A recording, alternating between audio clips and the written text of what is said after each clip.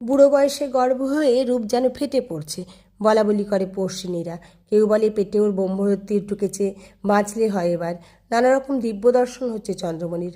কখনো ত্রাস, কখনো উল্লাস, কখনো বা উদাসীন্য। কখনো বলেন আমারই গর্ভ পতিস্পর্শে ঘটেনি, কখনো বলেন আমার মধ্যে পুরুষোত্তম এসেছেন, কখনো বা নিতান্ত অসহায়ের মতো বলেন আমাকে বুঝি গোসাইয়ে পেল। গোসাইয়ে পাওয়া মানে ভূতে পাওয়া। শুকলাল গোস্বামীর মারা যাবার পর নানা রকম দৈব উৎপাত দেখা দিয়েছিল গ্রামে। লোকের বিশ্বাস হয়েছিল শুকলাল গোসাই মরে ভূত হয়েছে আর আছে তাদের বাড়ির সামনেকার বকুল গাছের মগ ডালে। সেই থেকে কাউকে কখনো ভাবে পেলে লোকে বলতো গোসাইয়ে পেয়েছে। কিন্তু ক্ষুদিরাম তার মন খাঁটি করে রেখেছেন। তার ঘরে পুত্ররূপের নারায়ণ আসছেন।